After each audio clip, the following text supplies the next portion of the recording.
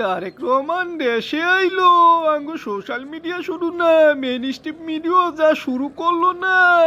উনি বিমানবন্দরে পৌঁছেছে, বিমানে উঠেছে, বাথরুমে গিয়েছে, সেলফি তুলেছে, বাংলাদেশের সিলেটে নেমেছে, ঢাকায় নেমেছে, তারপর মাটিতে পাও রাখছে, স্বজনদের সাথে দেখা করছে, কোলাকুলি করছে, ফুল দিছে।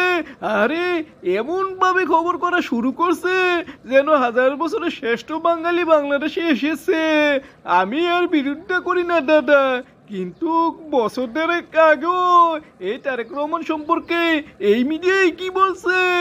দেশদ্রোহী, দেশের টাকা পাচার করেছে, দেশের শীর্ষ সন্ত্রাসী। অথচ আজকে কি করা শুরু করছে দাদা? তুমি কও, আমরা কি মানুষের মধ্যে আছি? এই নাতি, এটা দেখে তুই আঙ্গরে মানুষ না রোবট বানাই দিলি। শোন, তোর আমি একটা কথা কই, শূন্য রাখ, পরে মিলাই নেস। এই হারামজাদি আছে না, হারামজাদি মানে হাসু, ওই শেখ হাসিনায় এই হারামজাদি কত অন্যায়, কত জুলুম, কত মানুষের গুম, কত খুন কইরা দেশ থেকে পলায় গেছে। তার সাথে তাদের ছেলেবেলাও পলায় গেছে। ভবিষ্যতে দেখবি ওরও আবার দেশে বীরের বেশে প্রবেশ করবে। ও দাদা, এই জিনিস দেখার আগে আমি যাতে মইরা যাই গা, এই জিনিস আমি সহ্য করতে পারবো না। কি কও দাদা? এত মানুষের খুন কইরা, এত মানুষের গুম কইরা সেই লোক আবার দেশে ফিরাইব বীরের বেশে? তারেক রহমানের নেটে চলে, ওইটার এত মানুষ খুনও করে নাই, জুলুমও করে নাই, ওইটা দুর্নীতি করছে কিছুটা। আমরা শেখ হাসিনা এইভাবে ফিরাই হোক, এটা চাই না।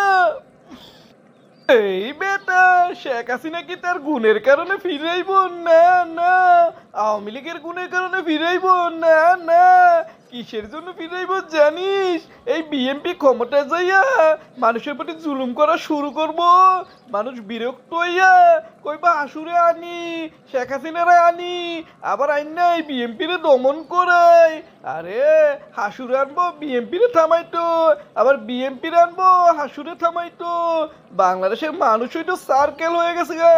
বাংলাদেশের মানুষ রবট না, রবট না, আজ তো একটা ছাগল। ও দাদা, কোনো উপায় নাই এর চেয়ে বারণের? এই বেটা, উপায় থাকবো না কে?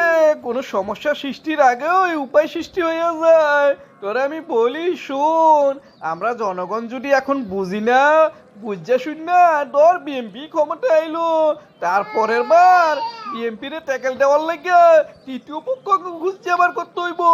ভালো লোককে ভোট দিতে হইব, তাদের দ্বারা করাইতে হইব, যাতে ভবিষ্যতে বিএমপি অন্যায় করলে অন্য দলের ক্ষমতা আনতে পারি।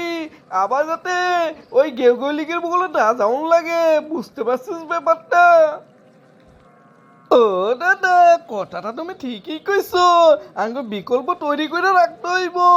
এনসিপি আছে, যে আমার আছে, চরমুনাই আছে, অনেক দলই আছে, অগরেই আমরা বিকল্প বানাবো।